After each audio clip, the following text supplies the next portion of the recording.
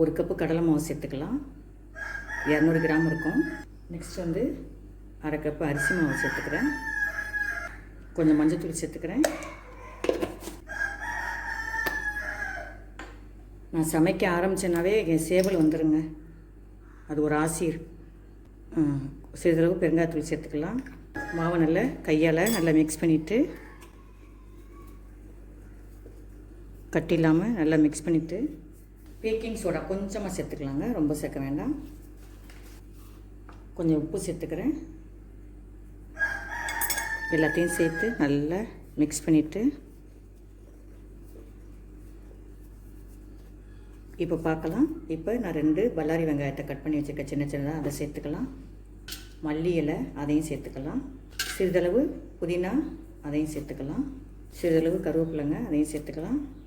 இது எங்கள் வீட்டு பச்சை மிளகாங்க, இதை அப்படியே சேர்த்துக்கலாங்க. அதெல்லாம் சேர்த்து நல்லா மிக்ஸ் பண்ணிவிட்டு, நல்லா மிக்ஸ் பண்ணிவிட்டு,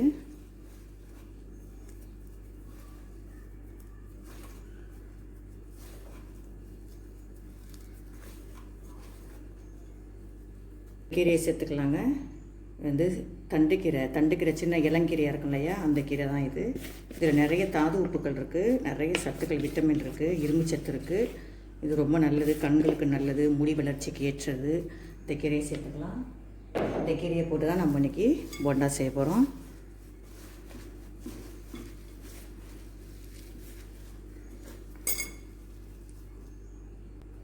கொஞ்சமாக தண்ணி சேர்த்துக்கலாம்.